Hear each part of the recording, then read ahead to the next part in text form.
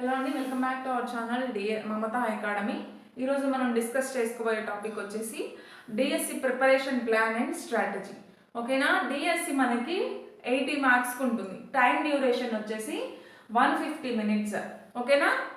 Each question carry 1/2 mark, అంటే half mark. ఒక్కొక్క క్వశ్చన్కి హాఫ్ మార్క్ ఉంటుంది అనమాట. ఓకేనా?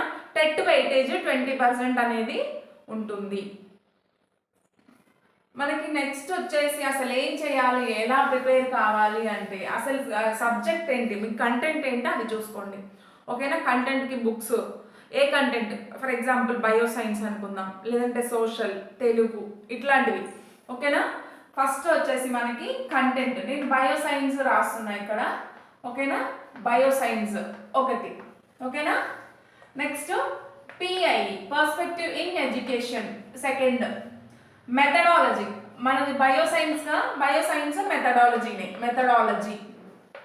Third one GK and current affairs, ఇది వచ్చేసి ఫోర్త్ వన్.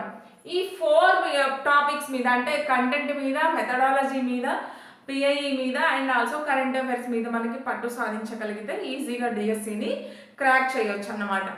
ఓకేనా? ఇప్పుడు ప్లానింగ్ చూద్దాం, ఎలా plan చేసుకుందామో.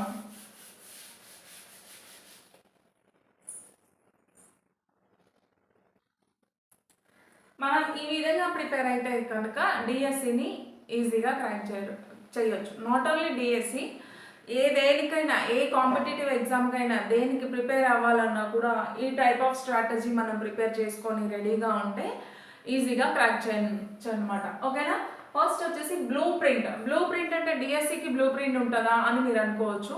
Blue print means topic wise అనమాట. అంటే కన్సర్న్ సబ్జెక్ట్స్, ఏ సబ్జెక్ట్స్ నుంచి, అంటే ఏ సబ్జెక్ట్లో ఏ టాపిక్ నుంచి కొంచెం ఎక్కువ వచ్చే ఛాన్సెస్ ఉండొచ్చు అనేది చేయొచ్చు. కానీ బ్లూ ప్రింట్ అంటే ఖచ్చితంగా ఇక్కడ నుంచి 2 questions వస్తాయి అని అంటాం కదా, ఆ టైప్లో కాదు. జస్ట్ మీకు ఐడియా కోసం ప్రీవియస్ పేపర్స్ని చూస్తే కనుక ఎక్కడి నుంచి ఎక్కువ వచ్చే ఛాన్సెస్ ఉన్నాయి అని ఒక ఐడియా వస్తుంది అనమాట. ఓకేనా? సిలబస్ షీట్, ఈ సిలబస్ షీట్ అనేది కంపల్సరీ మీ దగ్గర ఉండాలి. ఒక సిలబస్ షీట్ కనుక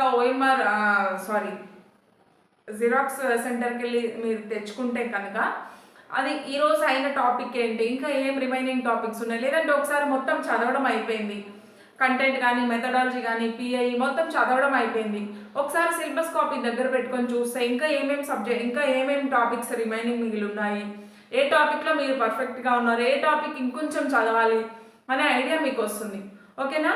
సో అట్లా సిలబస్ కాపీ కనుక, సిలబస్ షీట్ కనుక మీ దగ్గర ఉంటే అట్లాంటి బెనిఫిట్స్ ఉంటాయన్నమాట.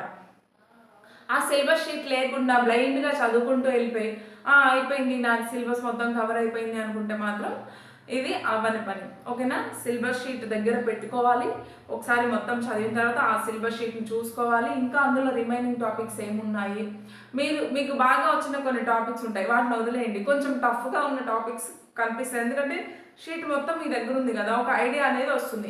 ఇది అయిపోయింది, ఓకే అని టిక్ కొట్టుకోండి. ఇది కొంచెం డౌట్ ఉంది అని అనుకోండి, మళ్ళీ ఆ డౌట్ ఉన్న టాపిక్ మళ్ళీ తీసుకొని చదువుకోండి. ఇదంతా సిలబస్ కాపీ మన దగ్గర ఉంటే పాసిబుల్ అవుతుంది అనమాట. ఓకేనా? సిలబస్ కాపీ అయితే మస్ట్ మీ దగ్గర పెట్టుకోవడం. బుక్స్, ఇంకా అసలు ఏ బుక్స్ చదవాలి, రకరకాల పబ్లికేషన్స్ బుక్స్ అన్నీ కొనుక్కుంటూ ఉంటారు. యూట్యూబ్లో వాళ్ళు చెప్పారు, వీళ్ళు చెప్పారు, ఆ వీడియోలు చూడడం, ఈ వీడియోలు చూడడం, ఇవన్నీ పబ్లికేషన్స్ చేంజ్ చేస్తూ ఉంటారు.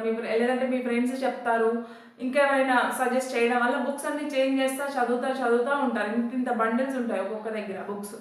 కానీ ఇవన్నీ ఏం అవసరం లేదు, ఓన్లీ టెక్స్ట్ బుక్స్ చదవండి కంటెంట్ కోసం. ఓకేనా? Text books only 6th to 10th are intermediate. ఓకేనా? 6th నుంచి ఉన్న బయోసైన్స్ బుక్స్ ఏవైతే ఉన్నాయో 10th ఇంటర్మీడియట్ వరకు, ఇంటర్మీడియట్లో వచ్చేసి మనకి బాటనీ జువాలజీ సపరేట్గా ఉంటాయి కదా, 10th వరకు బయోసైన్స్ బుక్స్, తర్వాత ఇంటర్మీడియట్ బాటనీ జువాలజీ సపరేట్గా ఉంటాయి, అవి కూడా చదువుకోవాలి. ఇవి తప్పిస్తే ఎక్కడికి క్వశ్చన్ అనేది దాటిపోదు. అకాడమిక్ బుక్స్, ఎస్సీఆర్టీ ఉంటాయి కదా, మనకి స్కూల్ బుక్స్ ఉంటాయి కదా, స్కూల్లో బుక్స్ ఇస్తారు కదా, అవే బుక్స్, గవర్నమెంట్ ఇచ్చే బుక్సే, అంతే. ఇంకా ఏం పబ్లికేషన్స్, ఎంత వేస్ట్ ఆఫ్ మనీ అవసరం లేదు, వేస్ట్ ఆఫ్ టైం అవసరం లేదు. ఓకేనా? జస్ట్ టెక్స్ట్ బుక్స్ చదివితే చాలు కంటెంట్ కోసం. ఓకేనా.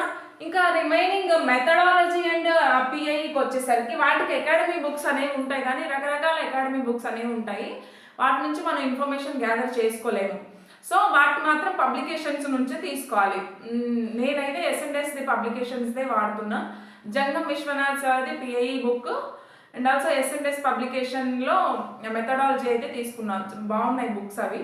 ఓకేనా. మీ దగ్గర ఏమి ఉంటే అవి చదవండి. ఇప్పుడు మనకి different various types of publications అనేవి ఉన్నాయి. అందులో ఏది బెటర్గా ఉంది అనేది మీకు తెలుసు.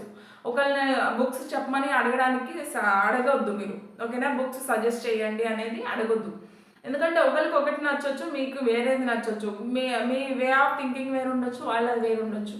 వాళ్ళకి ఒకటి నచ్చి ఉండొచ్చు, నచ్చకపోయి ఉండొచ్చు. ఓకేనా. మీరు ఏది కావాలనుకుంటున్నారో, ఏది బాగుందో అదే మాత్రమే తీసుకోండి. వేరే ఎవరో చదివారు వాళ్ళ దగ్గర ఆ బుక్కే ఉంది నేను అది తీసుకుంటా అని అనుకోవద్దు. ఓకేనా. కంటెంట్కి మాత్రం మనకి ఓన్లీ స్కూల్ బుక్స్ సరిపోతాయి. ఓకేనా. మెథడాలజీ మరియు పిఐకి వచ్చేసరికి పబ్లికేషన్ ఏదైనా మంచి పబ్లికేషన్ ఉన్న బుక్ మీరు తీసుకోండి. ఓకేనా. నేనైతే జంగం విశ్వనాథ్ సార్ది పిఐఈ బుక్, S&S పబ్లికేషన్ వాళ్ళది మెథడాలజీ అయితే తీసుకున్నాను అనమాట. ఓకేనా. 24 DSCలో మీరు చూసే ఉంటారు. ఒక చిన్న బిట్ కూడా స్కూల్ బుక్ని దాటి వెళ్ళలేదు. అంటే మనకి స్కూల్ బుక్స్ మస్ట్. ఇంకా ఏదేదో పబ్లికేషన్స్ రాసుకోవడం, లేదంటే కోచింగ్ సెంటర్లో ఇచ్చిన నోట్స్ ప్రిపేర్ కావడం, ఇవన్నీ చేయకండి. School books is enough. ఓకేనా.